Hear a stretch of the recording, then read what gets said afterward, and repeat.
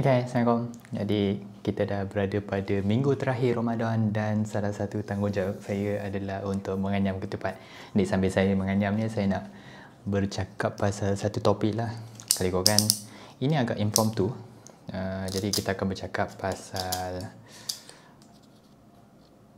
peluang dan juga melompat antara peluang. Saya sebenarnya kalau dulu saya nampak bahawa saya ada peluang lah, iaitu untuk sambung belajar dalam bidang perubatan. Saya ditawarkan beasiswa untuk sambung belajar. Itu adalah peluang yang saya dapat. Alhamdulillah, memang saya dikurniakan rezeki untuk dapat ibu bapa yang tekankan pendidikan. Saya dikurniakan peluang, rezeki untuk ada akses kepada pendidikan yang baik.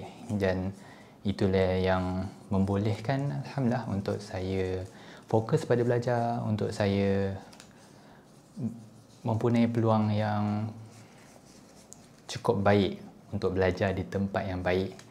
Dan hasilnya adalah Alhamdulillah saya dapat ditawarkan peluang untuk sambung belajar di dalam bidang pendidikan dan dapat tawaran beasiswa lah.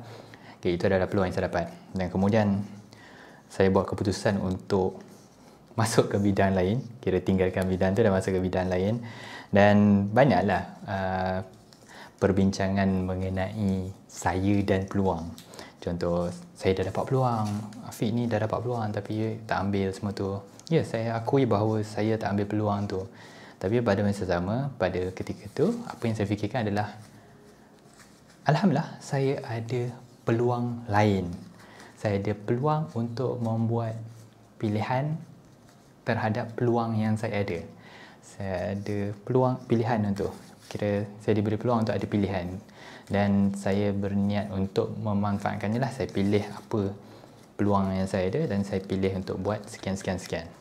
Dan pada ketika itu dia adalah untuk saya lihat dunia ni lebih daripada sekadar cita-cita yang saya ada sejak kecil. Jadi saya cuba masuk bidang penghasilan.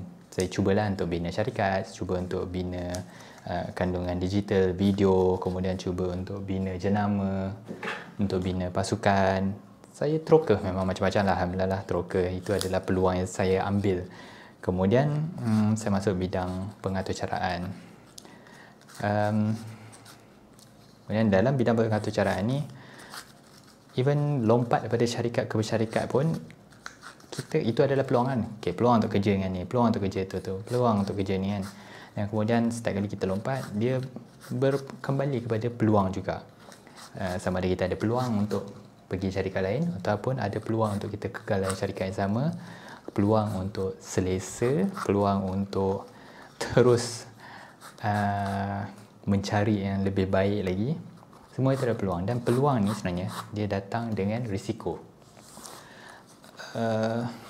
Dia bukanlah satu benda yang kira hanya sebab kita ambil peluang lain, peluang tu akan somehow baik, semuanya cantik, murni. Sebab biasanya peluang akan nampak lebih hijau di tempat lain kan.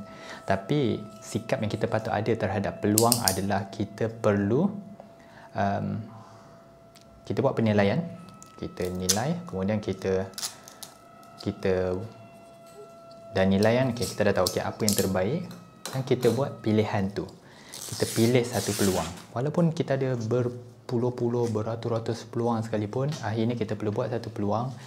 Dan antara ketakutan, termasuk saya juga, saya pun ada rasa takut. Bila mengambil peluang tu, adakah kita akan terambil peluang yang rupanya tak ada apa sangat pun sebenarnya. Dia rupanya jalan dia agak terlalu sempit ataupun tak semenarik yang kita tahu. Yes, kita akan rasa macam alamak, rugilah. Contohnya bayangkan kalau kita dah berjalan satu arah tu dan kemudian kita dapati alamak, rupanya jalan ni tak ada apa sangat lah, dah kena patah balik. Saya pun ada satu kisah lah pasal salah jalan ni. Seingat saya pernah mendaki bukit, saya lupa lah, tapi bukit tu dekat Perak lah kan. So saya daki dengan Nazirul masa tu. Kononnya mencari kita orang daki tengah-tengah malam lah. awal pagi korang nak mencari sunrise yang cantik kan. So daki lepas tu hujan lah. Bila dah hujan kita orang teruskan juga dengan harapan lepas hujan nanti akan ada cahaya yang menarik, langit yang menarik semua tu kan. Tapi rupanya sampai ke atas rupanya tak ada apa langsung ke atas tu. Dia cuma ada kawasan terlarang sahaja. Jadi kami terpaksalah patah balik. Rasa rugi? Mungkin. Tapi bagi saya, kami ada peluang, kami ambil, kami salah, kami patah balik. Dan kemudian kami cuba pula bukit lain lah. Contoh kita orang pernah naik Bukit Tabor pula kan.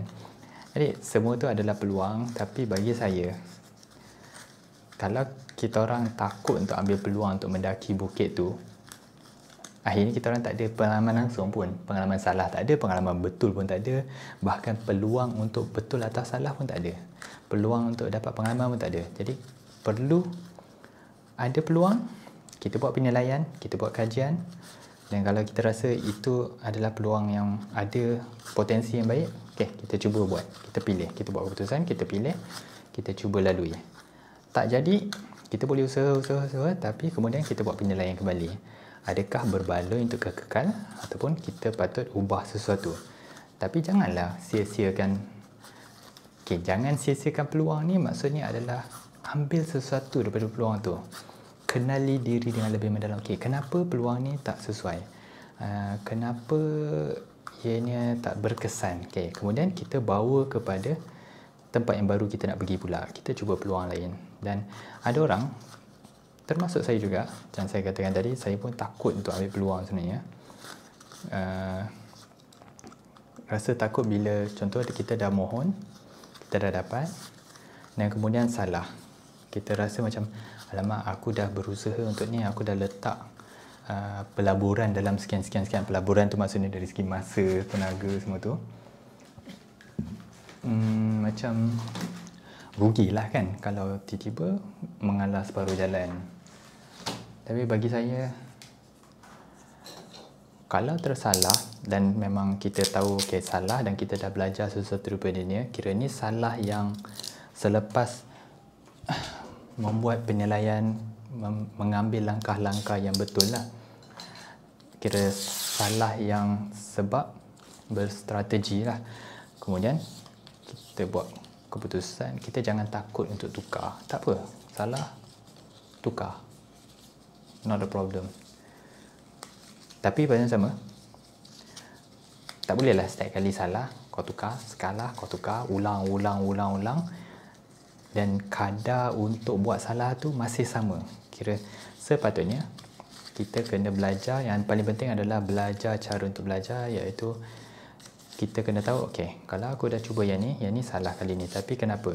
Dan kemudian bila kita masuk ke seterusnya, kita kena ujilah hipotesis tu. Okay, hari tu salah yang ni, so macam mana kita nak pastikan kita takkan salah dalam pengambilan pilihan yang seterusnya ni. So kita manfaatkan daripada kesalahan kita supaya kita boleh kurangkan kadar kesalahan dan pastikan hasil dalam peluang seterusnya adalah lebih baik. Kan? Okay, sekejap.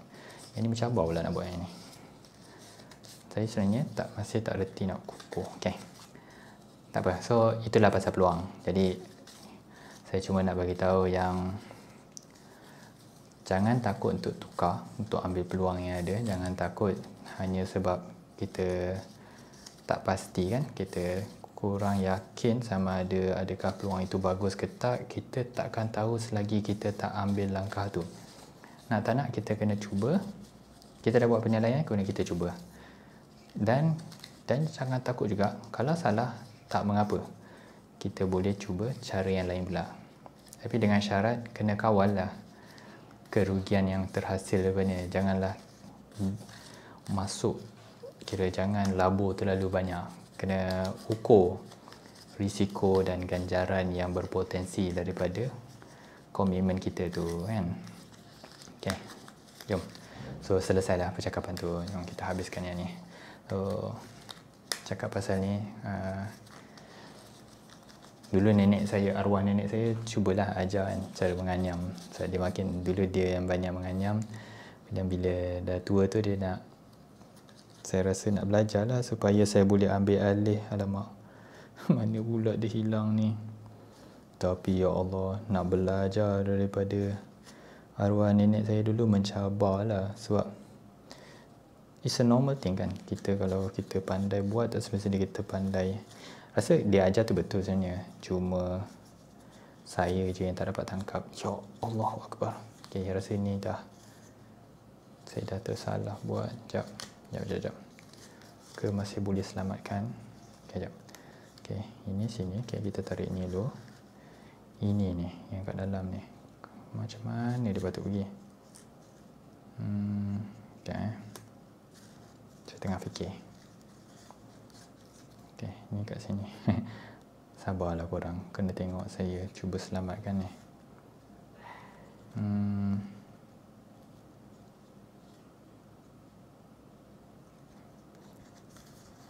Okay, saya rasa sepatutnya sini kot. Okay, adakah saya patut ni? Okay, ini adalah contoh. It's okay. Kita cuba sekali lagi. Salah tak apa, buat balik.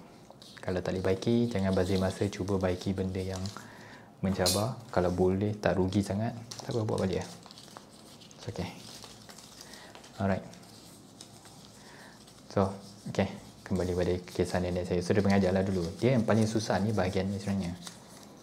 Bahagian nak tahu cara pegang dia. Mungkin kita boleh belajar teori dia kan, tapi selagi kita tak buat, selalu bagi saya dia mencabar. Sebab orang kata je, oh sambil masukkan ni, sambil adjust sini, kau pegang kat tepi ni. Tapi bagi saya, itu cakap boleh lah kan, tapi selagi tak buat, selagi tu takkan dapat tangkap lah. Sebab lama-lama baru kita macam tahu, okay, pergerakan jari dia. Kalau rosak kat bahagian ni, kenapa, apa punca dia, macam mana rupa dia, kalau salah ni, apa, macam mana rupa dia kan. Jadi semua tu adalah hasil daripada pengalaman lah. Dan setakat ni, tak, kalau ikutkan, ni agak awal lah saya mula. Macam, sebab saya dah mula masuk pejabat, tapi saya rasa saya nak agak anyam kenangan kan, ataupun kira usahalah untuk inilah kesilapan tadi. Sebab daun ni pendek sebenarnya. Okay.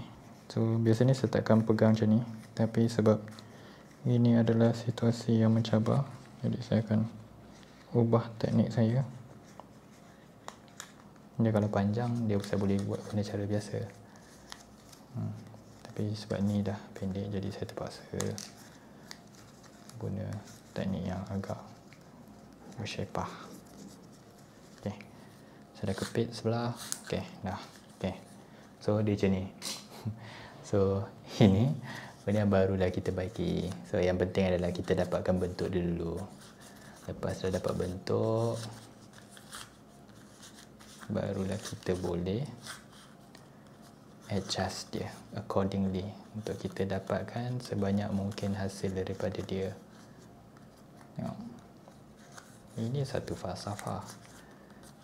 When things don't work, kira dia tak menjadi seperti biasa, ada kebezaan dia, kita cuba dapatkan minimum working model tu. So tadi macam saya dapat genggaman hujung ke hujung 2 ekor tu. So seterusnya dah secure that basic form tu, barulah kita cuba adjust supaya dia bentuk dia lebih sesuai. Sebab kadang-kadang dia okey je lepas kita dah ketatkan, dia sebelum sampai ke rupa akhir dia tu kadang-kadang dia agak mencabar sebab dia pendek. Jadi ekor-ekor dia ni mudah tertanggalkan. Jadi kita kena bersabarlah sebelum tu. Kita kena cuba je bagi dia rupa supaya kita boleh pegang hujung-hujung dia. Korangnya kita cuba bagi sikit, kena tarik sikit, kena banyak bersabar. Dan ini adalah rare cases sebenarnya. Bukan semua ketupat akan mencabar je ni. Banyakkannya daun dia cantik semua dan senang. Okay, so ini saya dah panjangkan, tapi apa yang berlaku adalah saya tertarik lebih kat sini. So tak apa, Dia ambil masa, kita kena pusing lagi pusingan. Tak apa, syukurannya kita satu belah pula dah selesai. Kalau tadi dua-dua belah longgar kan, pendek tadi dia, ekor dia. So kali ni syukurannya satu dah cantik, tinggal nak baiki sebelah lagi sahaja. Okey, kalau korang nampak, yang ni ambil masa lebih lama daripada yang sebelum ni saya buat, sebab dia perlukan perhatian yang istimewa. Ada benda yang kita kena luangkan masa lebih, dan alhamdulillah bolehlah diterima. Okey, so itu saja untuk hari ni. So tadi kita cakap pasal peluang, dan kali ni kita cakap pasal apa kita perlu buat bila kita hadapi situasi yang berbeza daripada biasa. Get the working model first, satu bentuk yang cukup, kemudian kita baiki perlahan-lahan. Dan katakanlah kalau tadi lepas saya dah buat perlahan-lahan dan dia ambil masa yang terlalu lama, ataupun saya nampak yang peluang dia terlalu tipis untuk digunakan nanti untuk masak pun leceh, sebab nanti pendek sangat dia akan tertanggal-tanggal, tak apalah, dah kita terpaksalah korbankan. Baik fokus yang lain, ada banyak lagi yang baik, kita fokus yang tu. Okay, so itu saja untuk hari ni.